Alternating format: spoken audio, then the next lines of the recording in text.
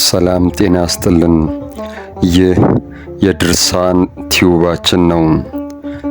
እግዚአብሔር እንኳን ለዛሬ ቀን በሰላም አደረሳችሁ አደረሰን ላለሁኝ። ከዚህ በመቀጠል እንደተለመደው የሰማዕቱ እስጢፋኖስን ቀዳሚ ሰማዕት ታሪክ ባጭሩ ለማስቃኘት ሞክራለሁ። ይህ ድርሳን ቲዩብ ነው። ለዚህ ቻናል አዲስ የሆናችሁ ሰብስክራይብ በማድረግ ቤተሰብ እንድትሆኑ፣ ላልደረሳቸውም ሼር በማድረግ እንዲሁ እንድታግዙን አደራ እንላለን። አሁን ወደ ድርሳኑ እናቀናለን። እስጢፋኖስ ወይም አስታፋኖስ ማለት ወደብ፣ መደብ፣ ለሆቴ ድንጋይ፣ ማኅቶተ ቁድ ማለት ነው። በግሪክ ቋንቋ ደግሞ አክሊል ይባላል። ትውልዱ ከነገደ ቢንያም ሲሆን ከነቢያት ወገን ነው። አባቱ ስምዖን እናቱ ሐና ይባላሉ። ሐኖስ በተባለ ስፍራ ተወለደ። ይሁዳ የሚባል ወንድምም ነበረው።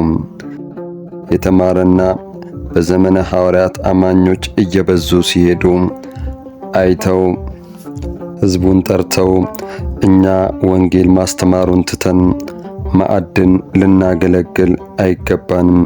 ስለዚህ ከእናንተ መንፈስ ቅዱስ የሞላባቸውን ወንዶች ምረጡና ለዚህ ሥራ እንሹማቸው ብለው በተናገሩት መሠረት ተሹመዋል። በዚህ ጊዜ ከተሾሙት ውስጥ ዲያቆናት እስጢፋኖስ፣ ፊልጶስ፣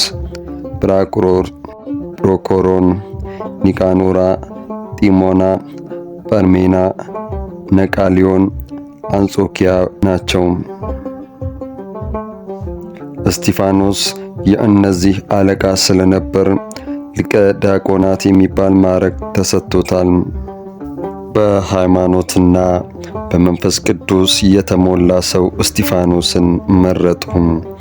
ምዕመናንን እያገለገለ ሕሙማንን እየፈወሰ ትምህርት ወንጌልን እያስፋፋ ሲኖር የተአምራት ሥራ ይሠራ ነበር። አንድ ናዖስ የሚባል ወደ አንድ በሬ ሄዶ ሹክ ቢለውም ከሁለት ተከፈለም። እስጢፋኖስም በተሰጠው ጸጋ እግዚአብሔር የሞተውን በሬ አንስቶ የተከፈለውን ገጥሞ ሂድና ናዖስን ጥራው ብሎ ላከው። ያም በሬ ሄዶ ናዖስን ጠርቶ እስጢፋኖስ ይጠራሃል አለው። በዚህ ጊዜ ሲሞን ባደረገው ምልክት ተገረመ። የነበረውም ሕዝብ እስጢፋኖስ ባደረገው ተአምር ተገርሞ አምኖ ተጠመቀ።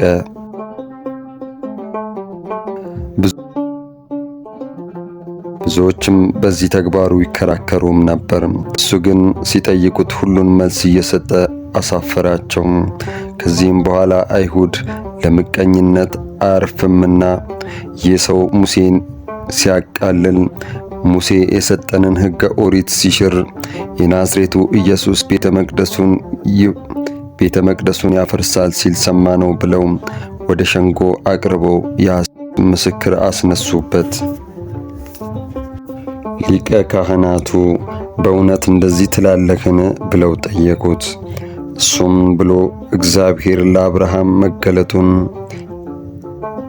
የዮሴፍን መሸጥ፣ የእስራኤልን ምድረ ግብፅ መውረድ፣ በሙሴ አማካይነት መውጣታቸውንና የደብተራ ኦሪትን መሰራት በዳዊትና በሰለሞን የቤተ መቅደስ መታነስ ተርትሮ ነገራቸው። እናንት ደንዳኖች እንደ አባቶቻችሁ መንፈስ ቅዱስን የምትቃወሙበት ብሎ ስለ መሲሁ መምጣት ከተናገሩ ነቢያት ያልገደላችሁትና ያላሳደዳችሁት ማን አለ ብሎ ጠየቃቸው። ኦሪትንም በመላእክት ሥርዓት ተቀበላችሁ አልተቀበላችሁትም አላቸው። በዚህ ጊዜ የተናገረውን ሰምተው ተበሳጩና ጥርሳቸውን በላዩ ላይ አፋጩበት።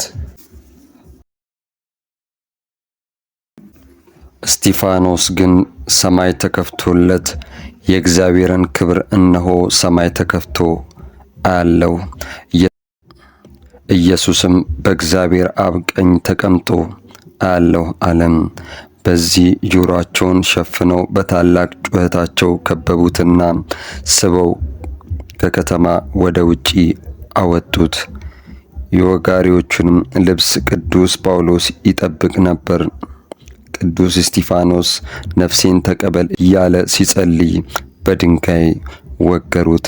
እሱ ግን ትክክለኛ የክርስቶስ ደቀ መዝሙር ነውና ኦ እግዚኦ ስርየ ሎሙ ዘንተ ኃጢአቶሙ ወኢሪትርሱሙ በሙ፣ ኃጢአታቸውን አቅልልላቸው በደልም አታድርግባቸው ብሎ ጸለየላቸውና አንቀላፋ። ምእመናንም ሌሊት በሰረገላ አድርገው ታላቅ ለቅሶ ካለቀሱለት በኋላ ቃጳርግማን በተባለ ቦታ ቀበሩት። ከዓመታት በኋላ በዘመነ ቁስጥንጥንዮስ ለክርስትና ሃይማኖት ነጻነት በተሰጠ ጊዜ ሰማዕቱ በተቀበረበት አካባቢ በጋማልያም ቦታ የሚኖር ሉኪያኖስ የተባለ ሰው ነበር። ቅዱስ እስጢፋኖስ በራእይ ተገልጾ ስለ ሥጋው ነገረው። ካህናትና ምእመናም አፍልሰው በክብር ወደ ጽርሐ ጽዮን ካስቀመጡት በኋላ በአንዲት ሴት ምክንያት በመስከረም ወር ወደ ቁስጥንጥንያ ፈልሶ ቁስጥንጥንዮስ በተባለ ቦታ በክብር ተቀበረ። ጥቅምት 17፣ መስከረም 15፣ ጥር 1 ቀን በዓለ ሲመቱ፣ ጥቅምት 17 ቀን ፍልሰቱ፣ መስከረም 15 ቀን ሲሆን የልደቱና የዕረፍቱ መታሰቢያ ጥር 1 ቀን ሆኖ ይውላል።